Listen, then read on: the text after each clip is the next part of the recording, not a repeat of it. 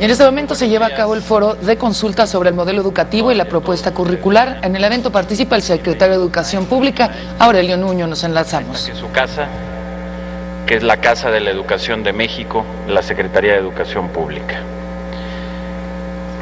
Saludo con mucho gusto al maestro Juan Díaz de la Torre, presidente del Sindicato Nacional de Trabajadores de la Educación. Sea usted bienvenido y tenga usted el reconocimiento de la Secretaría de Educación Pública por su visión y defensa de los derechos de las maestras y de los maestros, siempre con una visión de cómo construir en beneficio de los maestros, pero también de los niños, de las escuelas y en beneficio del país. Muchas gracias por estar hoy aquí, además, en este foro para poder platicar y discutir, analizar con el Sindicato Nacional de Trabajadores de la Educación esta propuesta de modelo educativo y de nueva propuesta curricular. Muchas gracias y todo nuestro reconocimiento, maestro Juan Díaz de la Torre. Bienvenido.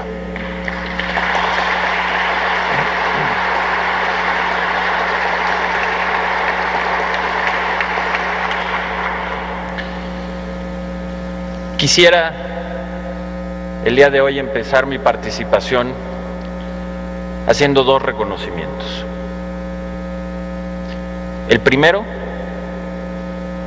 es un reconocimiento a todas las maestras y los maestros de México. Un reconocimiento que pido, maestro Juan Díaz de la Torre, que usted y todos las maestras y maestros que hoy nos acompañan, les pido, les hagan llegar a todos sus compañeros. Particularmente el día de hoy, que ya han regresado a sus actividades todas las maestras y los maestros de México para empezar a trabajar en los consejos técnicos escolares para preparar el regreso a clases el próximo lunes 22 de agosto. Y quiero hacer este reconocimiento porque si algo he aprendido desde que he tenido el honor de ser secretario de Educación, es que ser maestro no es un empleo ni es nada más una profesión, sino es una vocación de vida. Y esto lo he aprendido porque he estado recorriendo el país y he estado recorriendo las escuelas. Y en esos recorridos por las escuelas, en donde he querido ir a ver las condiciones reales en las que operan y en las que están las escuelas de nuestro país, siempre tengo un diálogo abierto y franco con las maestras y los maestros que están en los salones. Y ahí he aprendido que la gran mayoría de las maestras y los maestros de México se despiertan muy temprano para tomar grandes trayectos y llegar a tiempo a su escuela. Ahí he aprendido que las maestras y los maestros no únicamente llegan a impartir clases, sino que se involucran con sus alumnos hasta el punto de gozar, sufrir, preocuparse, hasta el punto de vivir con ellos y para ellos. Sé y conozco el esfuerzo que hacen las maestras y los maestros por ver que sus alumnos vayan bien, que a quien le está yendo bien le vaya mejor y a quien se rezaga poder trabajar con él para poderlo emparejar con el resto de sus compañeros. Sé que es tal el compromiso que tienen las maestras y los maestros de México que le quitan mucho tiempo a su familia. Horas en las tardes preparando y revisando trabajos o preparando clases y actividades, los fines de semana para poderse capacitar. Esas son las maestras y los maestros de México. Es tal su compromiso y su vocación que muchos de ellos, cada vez que preparan una dinámica para que salga mejor, ponen de su propio bolsillo para los materiales que utilizan en ese momento en las clases. Ese es el nivel de compromiso de las maestras y los maestros de México, porque reitero, algo que he aprendido es que ser maestro no es solamente un empleo, sino es una vocación de vida. Les pido por favor transmitan este reconocimiento a todas sus compañeras y compañeros y les pido que desde aquí, en este día tan importante, les demos a todas y a todos un gran aplauso por ser y tener el compromiso que tienen con los niños y las niñas de México.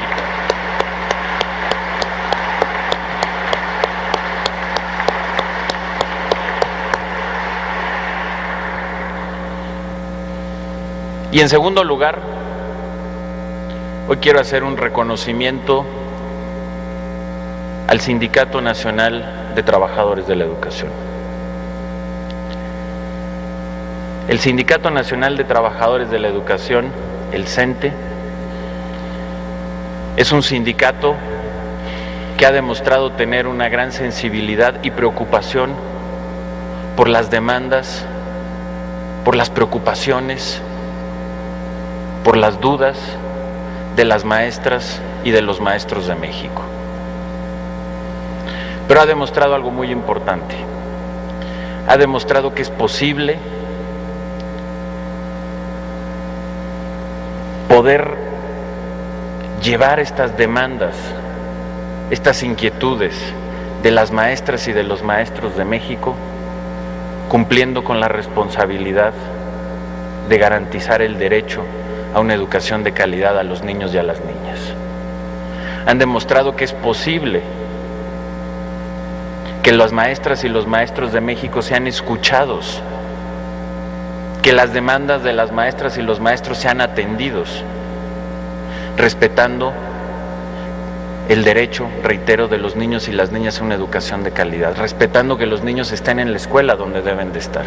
Y además han demostrado que se puede escuchar y llevar las demandas de las maestras y los maestros de México sin afectar los derechos de nadie más, sin afectar los derechos de terceros, de trabajadores.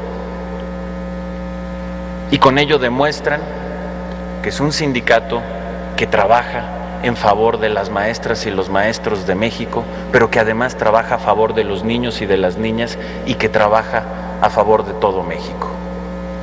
Y es así como, por ejemplo, y hay que reconocerlo, recientemente el Sindicato Nacional de Trabajadores de la Educación, el CENTE, es quien planteó tanto a la Secretaría de Educación Pública como al Instituto Nacional para la Evaluación de la Educación que se busquen fórmulas para tener una evaluación mucho mejor contextualizada, una evaluación que responda realmente a las demandas de los maestros, a la realidad que viven y tienen en las escuelas, y que esta demanda fue escuchada y que ambas instituciones estamos trabajando ya en una ruta de cómo mejorar y transformar esa evaluación escuchando las inquietudes de los maestros.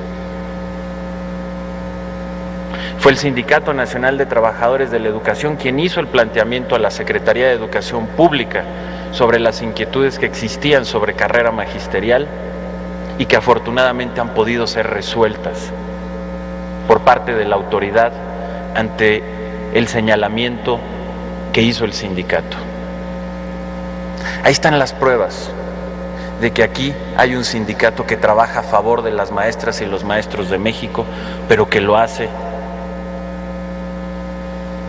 conservando y privilegiando el derecho que tienen las niñas y los niños a una educación de calidad, y que lo hace sin afectar a terceros, sin afectar a la sociedad mexicana, y demuestra que es posible hacer estas transformaciones. Mi más profunda felicitación por esta vocación de defensa a los maestros, pero siempre con un compromiso con los niños, las niñas y con México. Felicidades a todos por ese compromiso. Felicidades, maestros.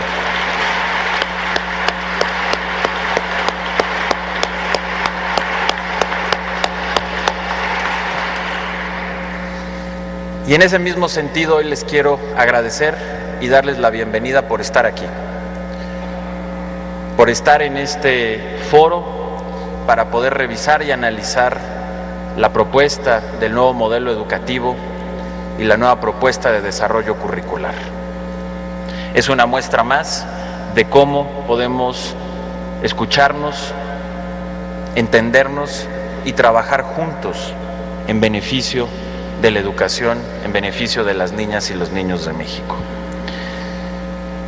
El día de hoy, con ustedes, con el Sindicato Nacional de Trabajadores de la Educación, vamos a hacer el análisis de los 3 documentos clave que hemos presentado como parte del nuevo modelo educativo y la nueva propuesta curricular.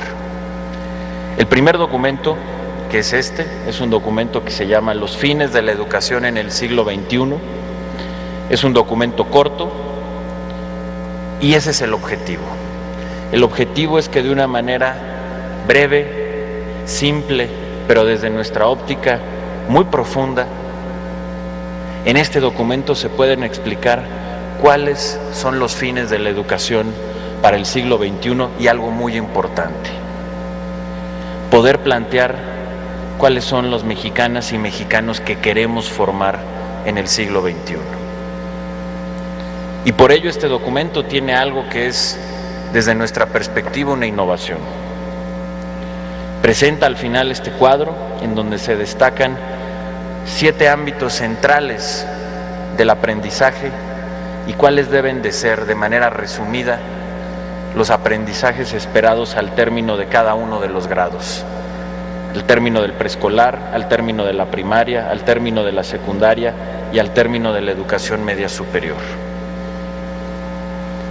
Que pueda convertirse en una guía para los padres de familia, para las maestras, para los maestros y para la sociedad en general, en donde en un documento accesible, corto, como país tengamos muy claro la ruta, el norte, algo que nos dé brújula sobre cuáles son los fines de la educación que estamos construyendo en el siglo XXI y cuál es el perfil del mexicano que queremos formar, y además esta tabla que sea una guía de cuáles deben de ser los aprendizajes esperados al término de cada uno de los grados.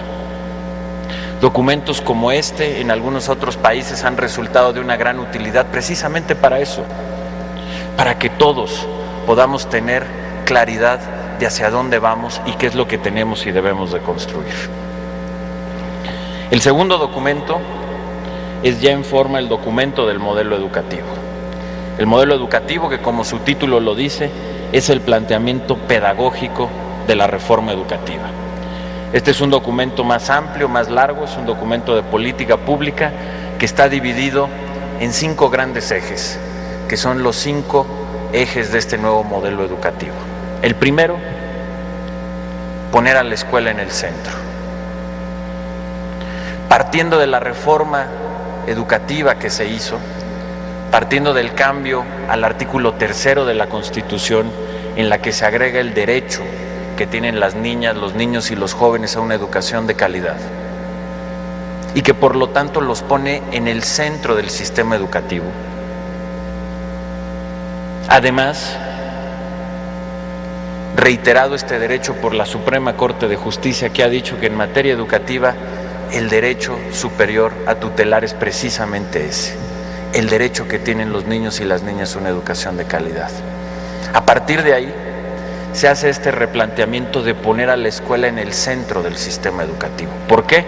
Porque es en la escuela donde están los niños, es en la escuela donde están los maestros, es en la escuela donde sucede el proceso de aprendizaje, es en los salones donde sucede este proceso de aprendizaje y donde suceden los diversos procesos pedagógicos, y por eso es fundamental que la escuela esté en el centro. ¿Cómo?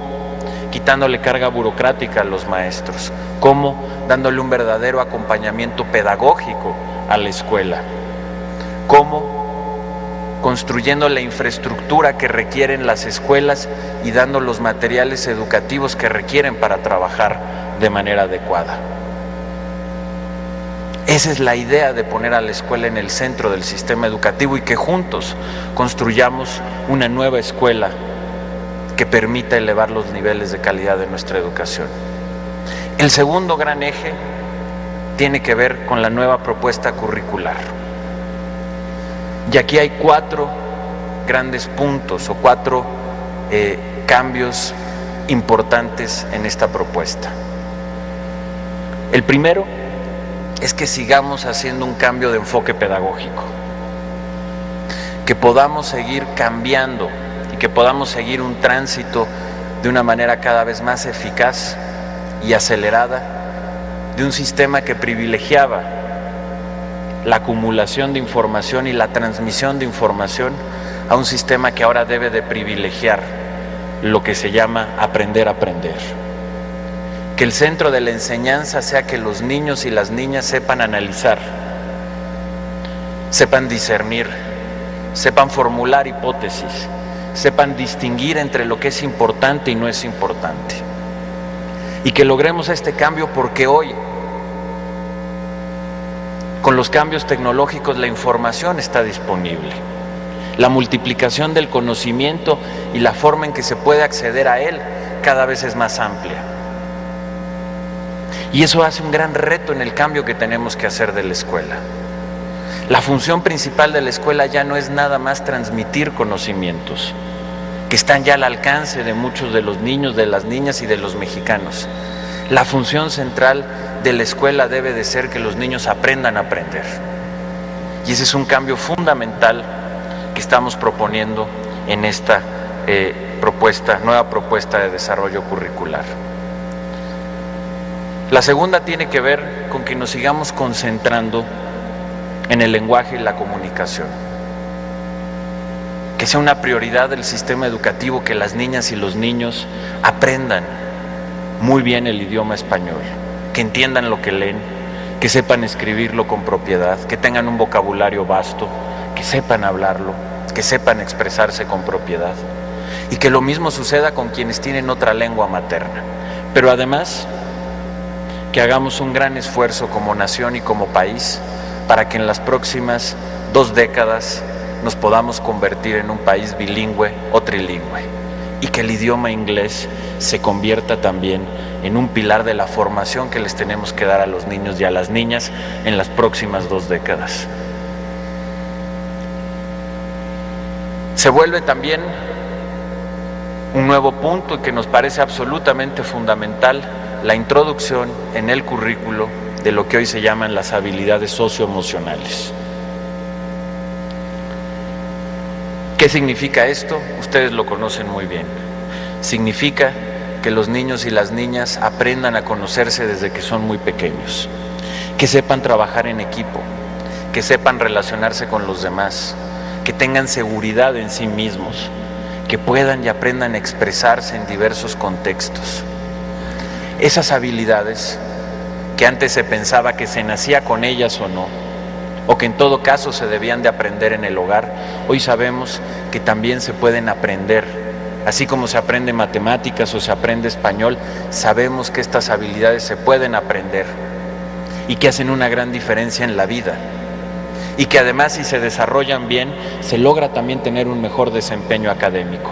Y por ello es muy importante que se vayan introduciendo, como se hace en esta propuesta, se vayan introduciendo estas habilidades socioemocionales al currículo de nuestro sistema educativo. El tercer pilar tiene que ver precisamente con la formación profesional docente. Cómo mejorar la educación inicial de los maestros, cómo vamos a fortalecer a las normales como centro de formación de los maestros de hoy y del mañana, cómo vamos a interactuar con las universidades, quienes hoy también ya tienen facultad para formar a los maestros, cómo vamos a hacer que las universidades y las normales puedan interactuar para que construyamos un sistema de formación inicial muy sólido en nuestro país que permita que lleguen los mejores al aula. ¿Cómo vamos a seguir construyendo evaluaciones útiles? Evaluaciones que nos digan qué es lo que están haciendo bien los maestros, pero dónde están las áreas de mejora. Evaluaciones que se vinculen a la escuela, que se vinculen al proceso pedagógico. Evaluaciones que tomen en cuenta los contextos en los que trabajan los maestros. ¿Y cómo vamos a construir una propuesta de acompañamiento, de capacitación, de formación continua, útil para el maestro, para que toda su vida siga progresando, sea mejor y además pueda ganar más, como lo plantea la propia reforma? El cuarto pilar, que tiene que ver con un eje transversal. ¿Cómo vamos a hacer de este sistema y de esta transformación una que llegue a todas las mexicanas y los mexicanos? Es decir, el eje de equidad e inclusión. ¿Cómo vamos a hacer para que esta propuesta llegue a las comunidades indígenas, llegue a las escuelas multigrado? ¿Cómo vamos a hacer para que todas las niñas, los niños y los jóvenes sean incluidos en la escuela? Los de muy pocos recursos, quienes tienen alguna discapacidad, ¿cómo vamos a lograr que estas transformaciones lleguen a todos? Y finalmente, el quinto pilar, que tiene que ver con la nueva gobernanza del sistema educativo, en donde hay un reconocimiento, sin duda, y en primer lugar a la importancia del Sindicato Nacional de Trabajadores de la Educación para construir un sistema con éxito que nos permita elevar la calidad de la educación en gobernabilidad. Pero es también el reconocimiento a la existencia de otros actores que hoy son parte del sistema educativo o que tienen algo que decir y que opinar respecto a la educación. En primer lugar, el Instituto Nacional para la Evaluación de la Educación, que hoy es un órgano constitucional autónomo y que forma parte también de este nuevo sistema educativo al ser la máxima autoridad en materia de evaluación educativa. El reconocimiento, por supuesto, a los gobernadores y a las autoridades educativas locales como un actor absolutamente fundamental de nuestro sistema educativo. El rol que hoy tienen la sociedad civil y los padres de familia y cómo entre todos tenemos que construir esta nueva gobernanza para que todo esto que planteamos llegue al aula y sea una realidad.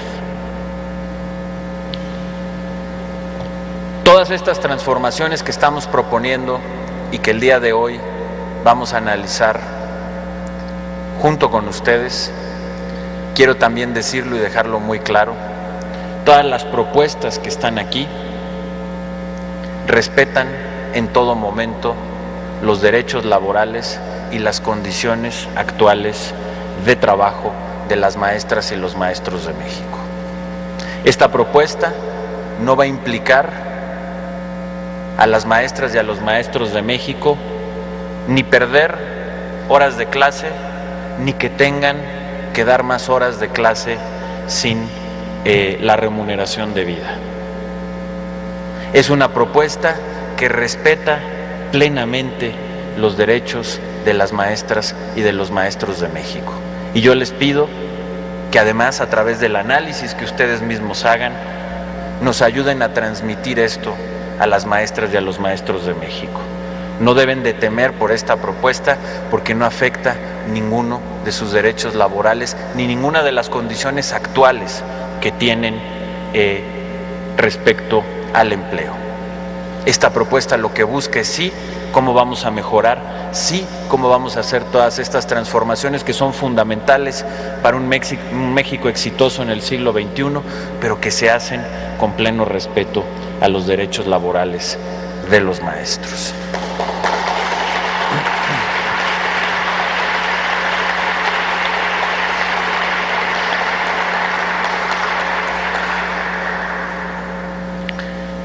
Y por último, permítanme, sé que ya me he extendido mucho, pero para mí el día de hoy esta reunión es muy importante. Tenerlas a todas y a todos ustedes hoy aquí en la Secretaría de Educación Pública es para mí un honor y un privilegio. Y es también para mí una oportunidad histórica, como me parece nunca antes había habido, el que hoy podamos tener este foro de discusión amplia, con una gran profundidad y una gran apertura con el Sindicato Nacional de Trabajadores de la Educación, y es por ello que es una oportunidad que no quiero desperdiciar. Y antes de concluir, permítanme nada más, porque es importante, también explicarles cuáles serían los siguientes pasos en la ruta de la construcción de este nuevo modelo y de manera muy particular de esta nueva propuesta de desarrollo curricular. Primero, estos foros de análisis y de consulta van a continuar hasta el 30 de septiembre.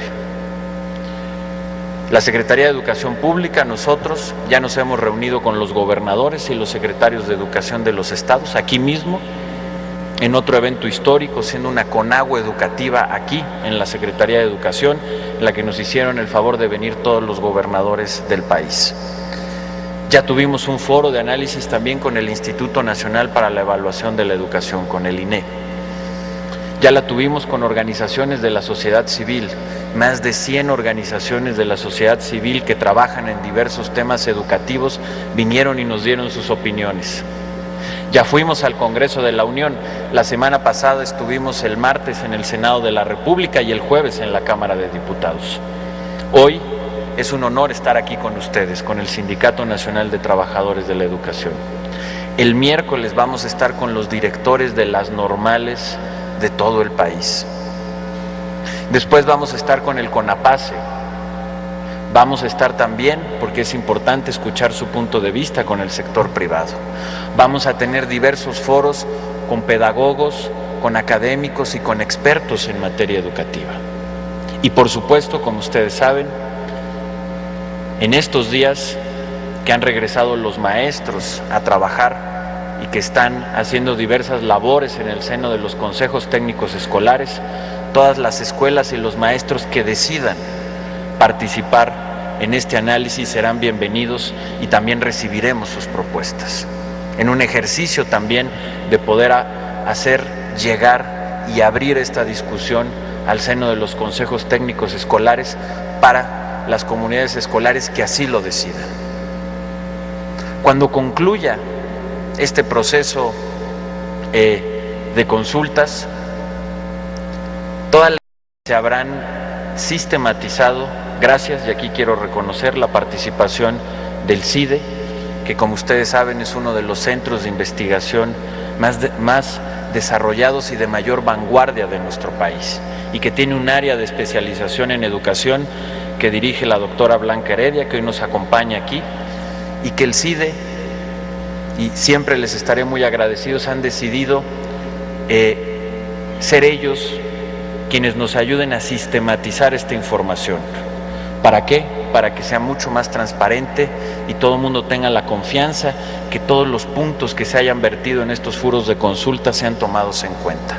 Y segundo, porque ellos han desarrollado una metodología que nos va a permitir sistematizar esas propuestas para que ya en el análisis que nos toque hacer a nosotros como autoridad educativa podamos enriquecer estos documentos con las propuestas que se vertieron en los foros.